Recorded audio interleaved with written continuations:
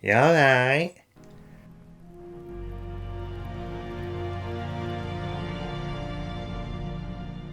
The Wolf of Snow Hollow is the second feature film from writer, director, actor Jim Cummings. In it, he plays a stressed out cop trying to keep his shit together while everything around him is falling apart. There are bodies piling up on every full moon, and the locals are convinced that it's a werewolf. He's convinced that it's a man. Our killer is a guy, and I'm gonna find him, and I'm gonna kill... And we're gonna bring him to justice. So first off, Thunder Road is one of my favourite films of the last few years. It's so perfectly treaded sort of a flawed line of humanity where it would jump between humour and dramedy and everything that can go wrong and can't go wrong about just being human. I loved it. It was funny. It was emotionally engaging. It felt very real. It just came out of nowhere at a time when I was really quite bored with what was coming out. I loved that film. I loved that character. Well, going into this film, we have the same actor, same writer, same director playing a very similar character. So it was a bit strange going in thinking, is this the same world? Has he just moved? I'm not sure. But there was something different about the character, and it took me a while to sort of figure out what it was, because I was like, I don't really... Even though he's so similar to the guy in Thunder Road, I don't really like him that much. And I think what it is that Officer Jim in Thunder Road is fighting sort of against himself. Officer John in Wolf of Snow Hollow is fighting for himself.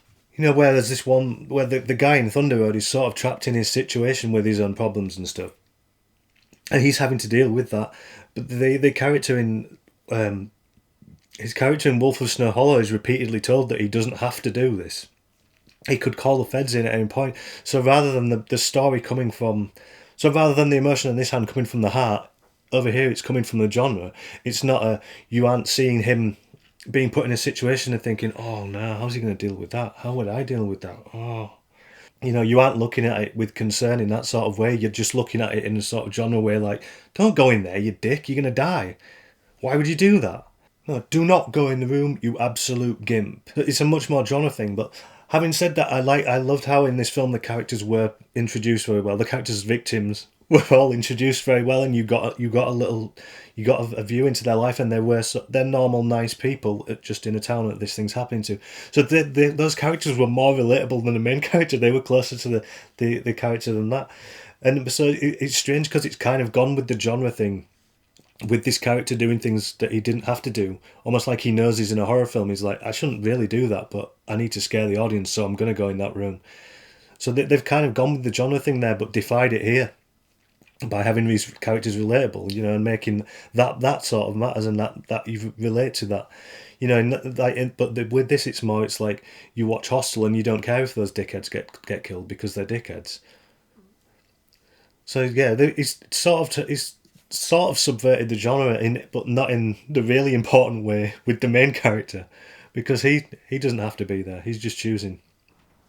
And I did everything right! Another thing it does really well with the characters is not only does it introduce them all very well, but it kind of gives them all a motive, and for sort of the first half of the film as these murders are going on, everyone's a suspect, and it does that in very subtle ways. Just a little look here, or a little wrong word, or something's placed here. You must see something in the background, or everyone's sort of a suspect, and it builds that mystery up very well in the first half of the film. I really liked how it did that. It reminded me a bit of Race for the Devil. Race with the Devil. When Warren Oates and Peter Fonda witness a ritualistic killing and then go to the police, and when they tell the police about it, they don't do anything, and then they sort of walk out and they're like, well, did anybody hear anything? Is everyone in on this? And suddenly the paranoia just sort of leaps on there, because everywhere they look there's a potential suspect, a potential murderer. So I thought it handled that really very well with its characterisation, and very subtly. You know, it's a great way to work with a whodunit, to lay out all of these things. Excuse me. Please don't do this. Mind keeping it down? So the film also, it looks gorgeous. It's a great location. There's the snow and the hills and all that stuff. It looks really great. It has a much higher production value than Thunder Road. You know, there's a lot more camera movement. There's the sort of big, would be helicopters. They're probably drone shots now over the thing and all that. But I don't think that necessarily makes the film better. because Thunder Road had an edge to it. And the shorts he also did. So many of the scenes just happen in one long take on a long lens. The way they shoot it on the long lens, it gives you the impression that the characters are just living in front of the camera in a sort of documentary way, and not in that sort of just cheap, the camera's shaky so it's a documentary. It's that the camera has to follow them around, and they're free to roam and free to think and act and do whatever drives humans to act the way that they do. I like to give you a little service to calm you down. Which, it's the way Ken Loach used to work, not as much now. The way Cassavetes used to work, where you get the while you're watching that scene, you get the impression that you're watching people living in front of the camera and not. You want to take this week off? No, sir. I'm a field officer, so I'm out here in the field. I'm doing it for 6 years. I thought you'd know that by now. You don't remember that meeting where you called me a name, you spilled coffee? The camera moves with them and they move around. It feels like they're allowed to move around freely, and it was written in that way as well, that Cassavetes did, that there's a constant emotional ping pong in the scene, like anything can happen. So it gives it that edge, and I don't think this film has that. That's why I don't think just beautiful cinematography is necessarily good cinematography if you aren't conveying that as much. You aren't getting that realism across. I know he's probably not trying to do the same thing again, but I think he should, because it was so. It's not unique, but very few people can pull that off, and he did with his first film, and he didn't really with this. He's some of it was quite generic. It's shot in a very conventional way. There are the occasional scene that do that. There's one scene where he's just being inundated with bad news from every angle, and the camera keeps spinning around him for the whole bit, and that bit worked really well. And I was like, why didn't you shoot most of the film like that? Because it worked before, and you've shown that you can still do it, and it still works. Even in that instance, it was done in a more thriller sort of way as well. Though it added that extra realism to it, like from Thunder Road, but it was done in a more thriller way, in that the scene ended perfectly where the camera stopped. So he could have had more sort of flourishes like that would have made it more exciting and more realistic. But it's all just seems a bit generic. Just because I guess he had more money to deal with, he was just like, yeah, we can do that shot and we can do that shot, rather than boiling it right down and be like, no, let's do it this way, just do it the sort of cheapest and most effective way, and write it around that. Good, all right, good. Come on, fellas, sit down and relax. You don't have one of our headaches, does you? No, don't be silly. Yeah, so for me, the cinematography looks a lot better than Thunder Road, but that doesn't mean that it's doing a better job. It's an important distinction in cinematography, I think, that just because something looks pretty doesn't mean that it's better, because it's just not necessarily doing the job. And there's a great video called Quiet Cinematography, I'll link to it, that talks about that. I don't see that being discussed very often. It's always just, the cinematography was gorgeous because there was lots of barley blowing in the wind. But what relevance does that have? It's not relevant to everything. Every story doesn't need that. The cinematography should do the best it can to tell the story, not just look pretty. That's my view anyway.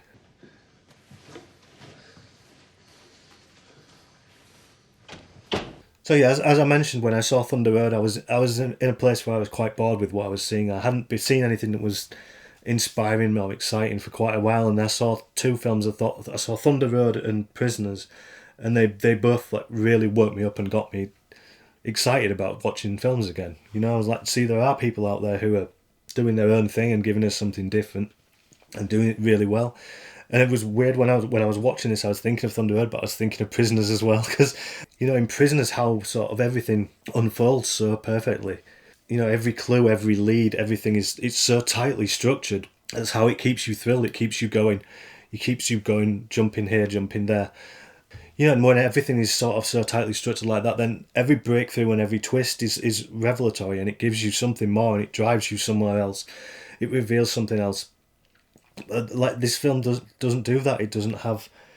It's very loose with the structure, so when the twists come, they just sort of come. Yeah, that's not wrong.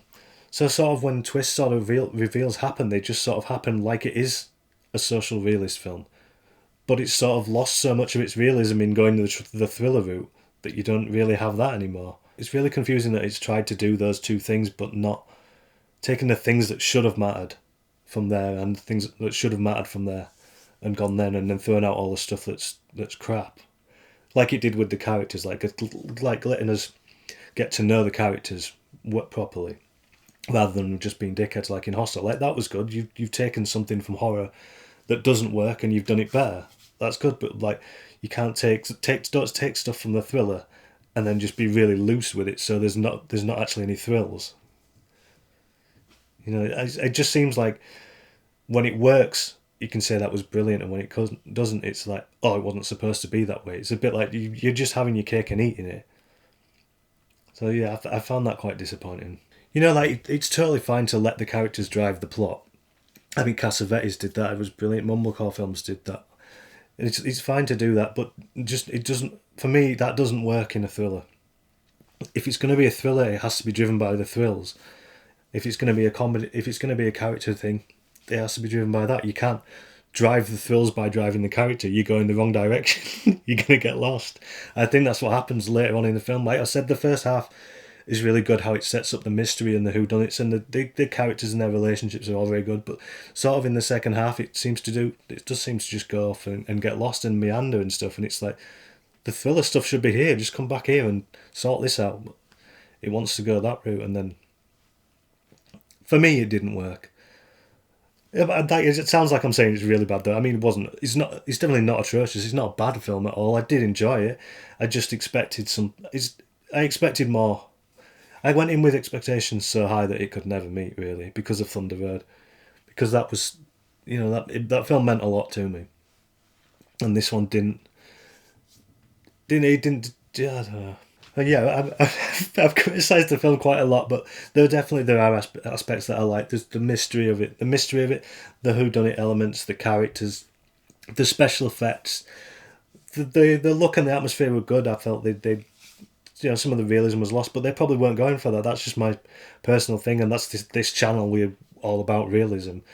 So I felt I went in here expecting that, and it wasn't there, so I was disappointed for that reason. But a lot of the other things I thought really worked. Yeah, I really liked the relationship between Jim and Robert Forster. I really liked the characters in general. There was a lot of stuff that I did like. It's more that I was going in expecting something else, I think. So yeah, I don't know. Has anyone else seen it? What did they think? Am I completely wrong? I don't know. It's currently available on iTunes US. So if you're looking for a horror that's a bit different, that has a bit more character, it's thriller elements. It's very tense. Has a lot of that sort of things, and check that out if you want to see something that's a bit more. There's a bit more soul searching, and it's a bit more grounded in reality. Then Thunder Road is available on Netflix UK, so that, you know, there's a bit for everyone there. If you want the cold and the thrills there, if you want the warmth and the tears, then go here. Either way, give Jim Cummings a go. Wolf of Snow Hollow, I'd give it 7 out of 10. Thunder Road, 9 out of 10. So what did you think? Have you seen either film? What did you think of them? If you enjoyed the review, please like, share, subscribe. Tell all your friends, do what you got to do. And I'll be back next week with another Reviews on Realism. Thank you.